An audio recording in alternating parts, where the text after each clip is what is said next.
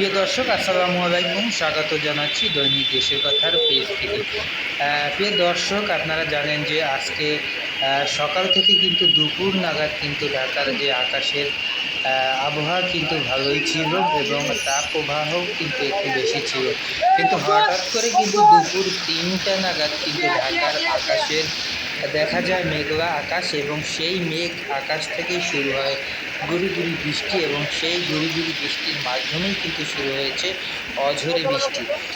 প্রিয় দর্শক, আর আপনাদেরকে আরেকটি বিষয় আপনাদেরকে জানাতে চাই যে আপনারা সবাই কিন্তু জানেন যে শারদীয় দুর্গাপূজা উপলক্ষে কিন্তু আগামী 4 দিন অর্থাৎ বুধবার, বৃহস্পতিবার এবং শুক্র শনিবার কিন্তু সরকারি ছুটি রয়েছে শারদীয় দুর্গাপূজা উপলক্ষে।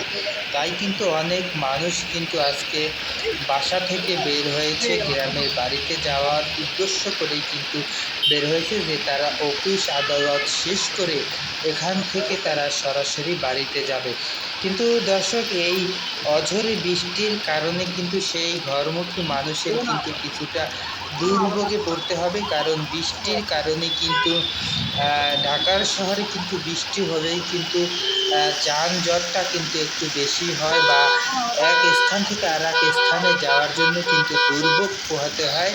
এই বৃষ্টির কারণে আসলে কিন্তু সেই ঘরমুখী মানুষের কিন্তু বিশাল একটি সমস্যা হয়ে গেছে বলব।